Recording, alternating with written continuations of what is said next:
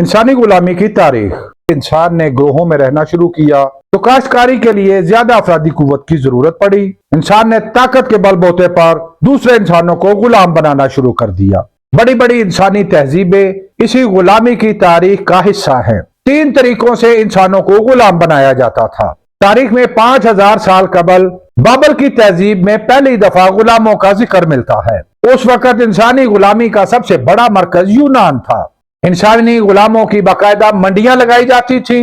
यूनान में गुलामों और दरिंदों के दरमियान लड़ाई के तमाशे हुआ करते थे। गुलामों की तजारत सबसे मुनाफा बख्श कारोबार बन गया। ज़हूर इस्लाम के बाद गुलामों को बुनियादी हकूक मिले। गुलामों को आजाद करने की बहुत ज्यादा तरगीब दी गई।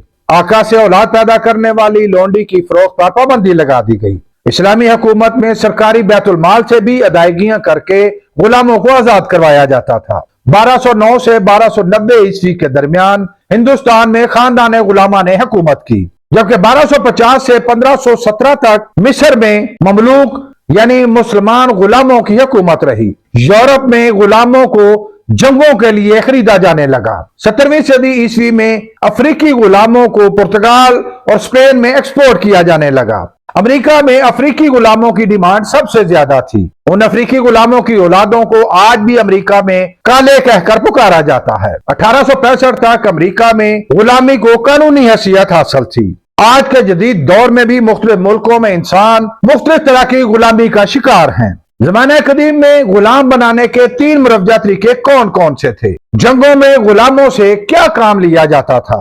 यूरोप में गुलामों के साथ किस तरह का सलूक किया जाता था? और आज दुनिया में गुलामी की कौन कौन सी शक्लें राइज हैं? ये सब जानने के लिए नीचे दी गई हमारी मुकम्मल वीडियो जरूर देखिए।